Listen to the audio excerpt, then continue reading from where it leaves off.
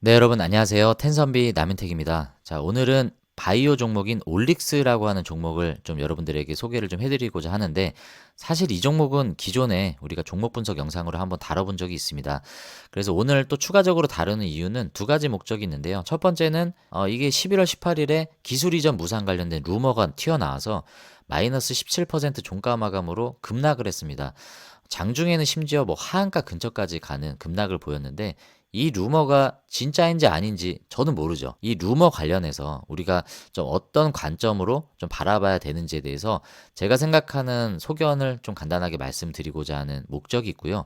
두 번째는 앞서서 우리가 올릭스를 종목 분석으로 다뤄봤는데 한 달이 조금 더 지났습니다. 그러다 보니 저도 이미 기억이 안 나요. 그래서 저처럼 기억이 안 나신 분들이 이왕 한번 공부한 김에 다시 한번 복습하는 차원에서 다루고자 하는 목적이 두 번째로 있기 때문에 여러분들이 오늘 영상을 통해서 이 두 가지 내용에 대해서 참고하시면 좋을 것 같다는 생각이 좀 듭니다.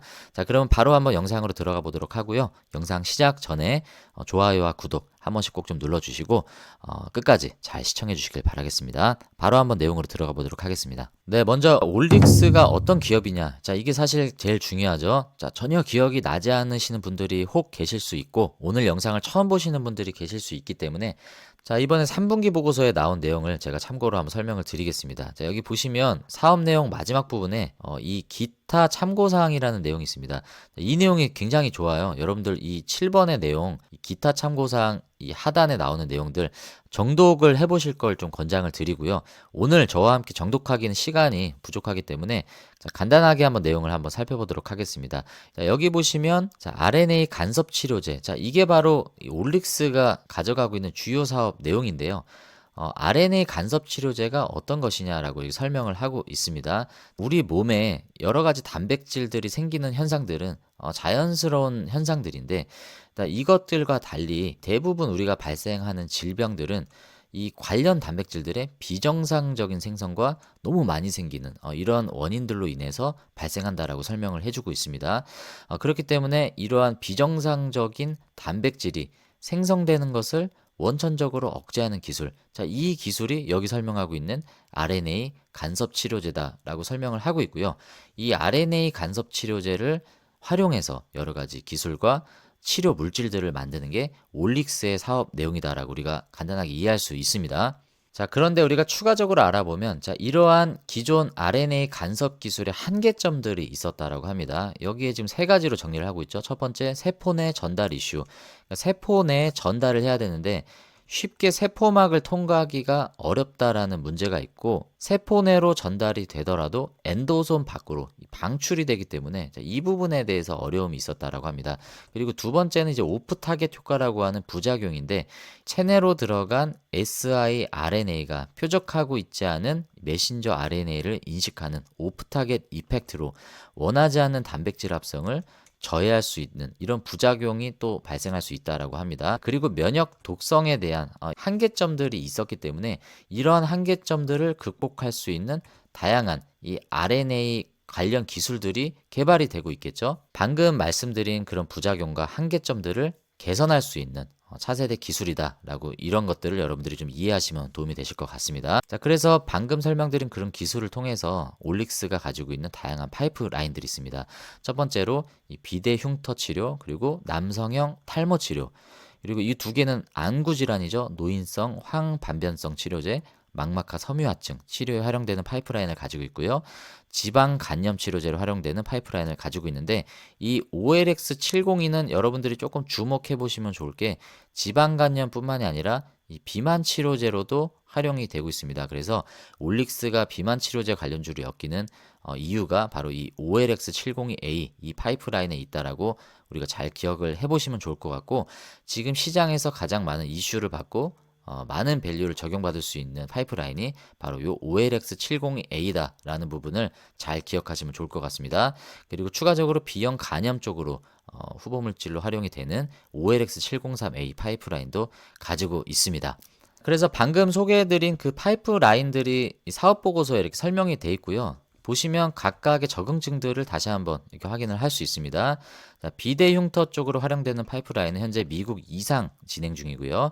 그리고 탈모 치료제로 활용되는 파이프라인은 호주 임상 1상 진행 중이고, 자, 안구 질환으로 활용이 되는 OLX301A 그리고 301D는 각각 미국 임상 1상과 전임상 진행 중이다라고 확인을 할 수 있고요. 제가 가장 시장에서 주목하고 있는 파이프라인이다라고 했었던 OLX702A는 대사 이상 지방 간염뿐만이 아니라 비만 치료 적응증에 활용이 된다라고 말씀을 드렸고요. 현재 임상 1상 호주에서 진행 중이고, 최근에 중간 데이터가 발표가 됐기 때문에 이따가 뉴스를 통해서도 좀 확인을 해보겠습니다. OLX703A는 비형 간염 치료로 활용이 되는데 전임상 단계 진행 중인 것을 우리가 종합적으로 확인할 수 있습니다. 자, 초반에 소개해드렸던 그 악성 루머에 대해서 지금 소개를 하는 내용인데요. 자, 11월 18일 12시에 자, 해당 뉴스가 나왔습니다. 자, 내용에 보시면요. 기술 이전이 무산됐다라는 악성 소문이 돈 영향으로 17% 하락하는 종가 마감을 했다라는 내용이고요. 자, 올릭스의 공식 입장은 회사의 확인을 거치지 않은 허위 사실을 악의적으로 유포한 최초 유포자와 유언비어를 확산한 자에 대해 강력한 법적 대응을 준비하고 있다라고 얘기를 하고요. 뭐 이거에 대해서 뭐 근거 있는 내용은 우리가 확인된 바가 아직은 없고요. 올릭스가 이제 공식 발표한 내용에 보면 주주들은 일고의 가치도 없는 이런 악성 루머에 동요하지 말고 추가 문의사항이 있으면 언제든지 회사에 연락해 주길 바란다라고 답변을 했다라고 합니다. 자, 내일 어떤 흐름으로 갈지 좀 지켜봐야 되는 내용이고, 자, 추가적인 좀 뉴스를 좀 보겠습니다. 자, 이 뉴스는 11월 4일에 나왔던 뉴스인데요. 올릭스의 이 비만 치료제 파이프라인에 대해서 아까 호주 1상 중간 데이터가 확인이 됐다라고 말씀드렸죠. 자, 그 뉴스 내용입니다. 그 내용을 보시면요. 복부둘레가 평균 1인치가량 감소하는 데이터가 확인이 됐다라고 하고요. 최대 감량치를 보인 한 피험자는 투여 약 3개월 후에 BMI가 마이너스 6.62%, 자, 복부둘레는 15.3%가 감소됐다라고 합니다. 이러한 예비 효력 결과는 현재 진행 중인 기술 이전, 자, 현재 기술 이전을 진행 중이다라고 설명을 하고 있고요. 복수의 글로벌 빅파마와 자사의 메쉬 및 비만 치료제 OLX702A의 기술 이전 논의가 순항 중이다라고 이전에 밝힌 바 있다라고. 자, 이 내용 때문에 이 빅파마와 기술 이전 논의가 순항 중이고 빠르게 마무리 짓는데 도움이 될 것이다라고 얘기를 했기 때문에 많은 기대감이 주가 상승을 견인을 하고 있었는데, 지금 여기에서 악성 루머가 이 기술 이전이 무산됐다라고 나왔기 때문에 큰 폭으로 하락이 나올 수밖에 없었던 내용이죠. 기대감이 큰 만큼 실망감도 클 수밖에 없는 내용입니다. 자, 앞으로 이게 어떤 결과로 이어질지는 우리가 지켜봐야 되는 내용이고요. 또 다른 뉴스를 한번 살펴보도록 하겠습니다. 11월 7일에 이것도 최근에 나온 뉴스죠. 비만 치료제 관련된 뉴스인 것을 우리가 확인할 수 있습니다. 세부 내용을 좀 보면요. 자, 이 올릭스의 비만 치료제가 요요 현상도 생기지 않고, 그리고 두 번째는 근육 손실 부작용도 없는 것으로 확인이 됐다라는 뉴스입니다. OLX702A와 펩타이드 기반 치료제 모두 에너지 대사를 높여 지방 분해를 시도한다라는 공통점은 있는데, 차이점에 대해서 얘기를 하는 거죠. 올릭스의 OLX702는 헤퍼토카인을 활용을 하는 반면에 펩타이드 비만 치료제는 글루카곤을 분비 촉진한다라고 이 차이점을 얘기를 하고 있습니다. 그래서 이런 기전의 차이가 있기 때문에 위고비나 젯바운드 하나만을 사용하는 것보다 그런 단점을 보완할 수 있는 병용 투여 약물로도 활용할 수 있다는 가능성이 있는 거죠. 올릭스가 활용하는 헤퍼토카인은 에너지 대사 지방 분해에만 관여를 하기 때문에 직접적으로 근육 단백질을 분해하지 않기 때문에 근육 손실이 없다라는 거죠. 그리고 여기서도 소개를 하고 있습니다. 다국적 제약기업과 장기간에 걸쳐서 이 OLX702A의 기술 이전에 대해서 논의하고 있다라고 여기서도 다시 언급을 하고 있습니다. 기존에 이 올릭스가 법차선 비율을 운운하면서 뭐 관리 종목 지정이 될 수 있다, 뭐 여러 가지 리스크를 좀 제기를 했었는데 현금 확보가 부족했던 것은 사실이었습니다. 근데 최근에 60억 규모의 추가 운영 자금을 확보를 했다라는 뉴스가 나온 거죠. 자, 이거는 11월 14일에 나온 뉴스입니다. 지난 10월에 시설담보 대출을 받았다라고 합니다. 여기서 50억 원의 차입을 완료를 했고, 기존에 보유하고 있던 유가증권 일부를 처분을 해서 10억 원 이상의 자금을 추가로 확보했다라고 합니다. 자, 그래서 지금 60억 원 규모의 추가 운영 자금을 확보를 했기 때문에 기술 이전, 이 파트너십 체결 이전까지 자금을 운영하는데 문제가 없다라고 현금 확보를 하는 이런 내용들을 봤을 때 뭐 단기간 발생할 수 있는 유상증자나 뭐 전환사채 이런 이슈로부터는 어느 정도 좀 리스크가 해소가 됐다라고 좀 바라볼 수 있는 내용인 것 같습니다. 자, 요 정도로 살펴보고요. 한번 차트로 한번 넘어가 보도록 하겠습니다. 이게 지금 현재 올릭스의 차트 모습이죠. 제가 한 달 전쯤 10월 3일쯤 영상을 제작을 했는데 그때만 해도요. 종가가 이 17,000원대였어요. 16,000원, 17,000원대여서 이 부분이었죠. 이 부분에 제가 종목 분석 영상을 그때 다뤄봤었고 그 뒤에 주가가 이렇게 굉장히 많이 올라갔습니다. 제가 뭐 올라갈 거를 예측을 맞췄다 이 내용을 말씀을 드리고자 하는 게 아니고요. 공교롭게 지금 주가를 보면요. 제가 영상을 찍었던 한 달 전 그 가격으로 다시 돌아와 있습니다. 그래서 앞으로의 대응 전략, 주가가 어디로 흐를 거냐에 대해서는 저도 사실 뭐 쉽게 예측을 할 수가 없습니다. 이 루머가 진짜인지 아닌지도 확인이 되지 않은 상황이고요.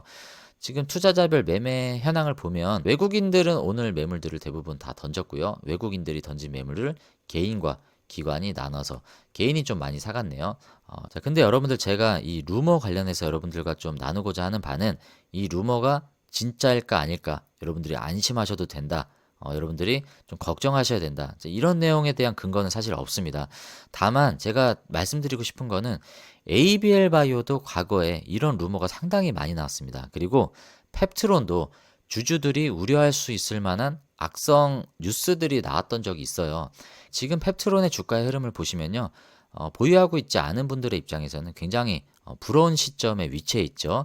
하지만 과거에 펩트론이 항상 이렇게 올라갔었던 건 아닙니다. 과거에도 이렇게 지루한 조정과 박스권을 오르락내리락 했었고요. 유상증자 이슈가 있어서 급락했었던 내용들도 있었고, 이때 보시면 9월 25일이죠. 보시면 10%대 이렇게 급락을 보였었던 내용이 있었습니다. 자, 이 9월 24일 어떤 내용이 있었기에 이날 10%대 이렇게 급락이 있었는가? 자, 어떤 뉴스 때문에 이렇게 빠졌는지 좀 뉴스를 살펴보면요. 자, 9월 24일 15시 44분이면 장마감 후에 나온 뉴스입니다. 그래서 그 다음날 9월 24일에 마이너스 10%대 이제 급락이 나왔었던 뉴스가 바로 이 뉴스인데 상반기 매출이 10억밖에 되지 않는 펩트론이 관리 종목 리스크가 있다라는 내용에 대해서 구체적으로 이렇게 내용이 나왔는데요. 결론적으로 말씀을 드리면요. 이 시점에도 이미 이 관리 종목 리스크는 이미 해소가 된 시점이었습니다. 그렇기 때문에 정확하게 확인돼 있지 않은 뉴스를 통해서 시장은 급락하는 반응들을 보였었고요. 아까 차트에서도 보시다시피 이날 급락을 했었잖아요. 10%대 빠졌었는데 그 다음날 어떻게 됐습니까? 바로 12.94% 올라갔죠. 자, 이렇게 급등했었던 이유는 이날 호재가 있었던 게 아닙니다.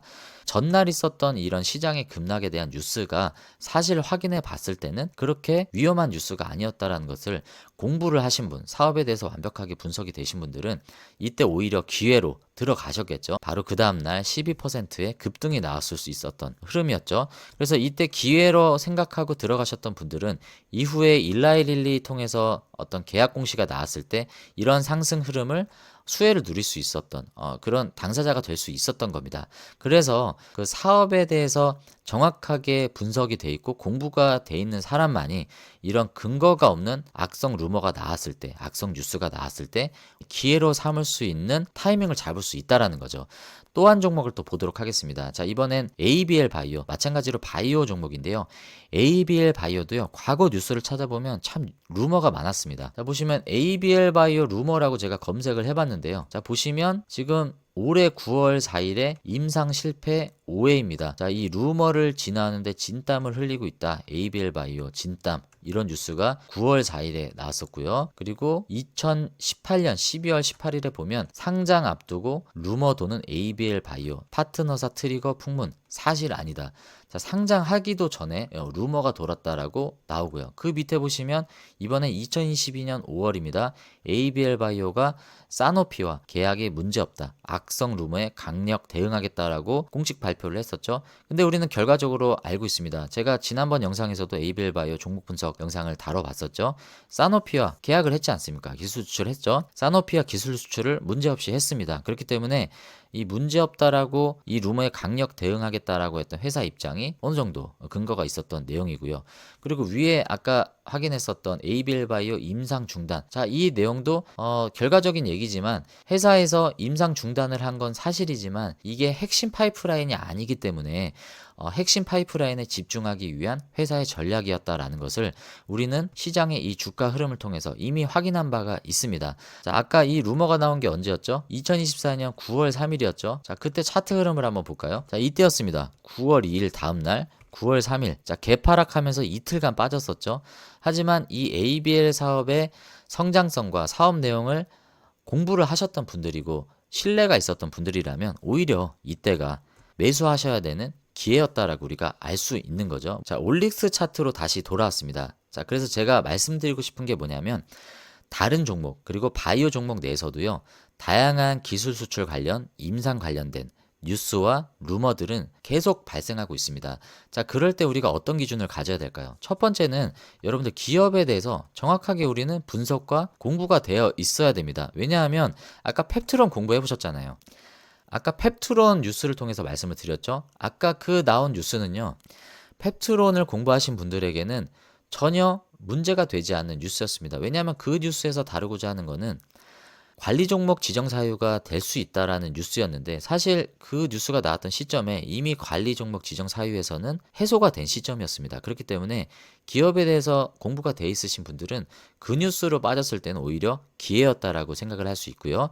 ABL 바이오가 여러 가지 루머가 있었지만 특히나 임상 중단에 대한 뉴스가 나왔을 때 핵심 파이프라인에 집중하기 위한 어떤 회사의 전략이었다라고 얘기를 했습니다. 지금 한 달 전 시점으로 루머를 통해서 주가는 다시 돌아왔습니다. 그러면 자, 여러분들이 만약에 올릭스 주주분들이라고 하시면 지금 시점에서 한번 판단을 해보실 필요가 있다라고 생각합니다. 자, 이 기술 수출이 무산될 수도 있다라는 리스크를 감당할 만큼 이 회사의 성장성을 나는 높게 본다라고 하시면 저는 기회로 보고 들어갈 수 있다라고 생각을 합니다. 하지만 이 회사가 그 정도는 아니기 때문에 나의 기회비용을 이 올릭스라는 종목에 투자하기보다는 조금 더 안정적이고 성장성이 높은 기업에 나는 투자를 하겠다라고 생각하시는 분들은 굳이 이런 위험한 시점에 들어갈 필요가 없는 겁니다. 주관적인 판단이 서 있으신 분들이 내릴 수 있는 결론이기 때문에 이 루머가 사실인지 아닌지는 지금 시점에서는 우리가 확인할 수가 없는 부분입니다. 그래서 여러분들이 이 기술 수출이 정말 무산될 수도 있다라는 리스크를 감내할 정도로 이 올릭스의 성장성을 높게 평가하신다라고 하면 기회로 볼 수도 있겠지만 반대로 이 기술 수출이 무산됐을 때 가져갈 수 있는 리스크 대비 내가 생각하는 올릭스의 성장성이 그 정도는 아닌 것 같다라고 하시는 분들은 지금 이런 불확실성의 루머가 돌 때 조금은 좀 리스크 해치 차원에서 비중을 좀 줄이는 전략을 가져갈 수도 있는 그런 두 가지 전략을 저는 다 가져갈 수 있다고 생각을 합니다. 그렇기 때문에 전제돼야 되는 거는 이 회사가 성장성이 있느냐 없느냐를 판단하려면 기업의 사업 내용을 알아야 되겠죠. 그리고 이 뉴스가 근거가 있는 뉴스인지 판단할 수 있는 기준이 될 수 있는 종목에 대한 분석이 정확하게 돼 있으셔야 됩니다.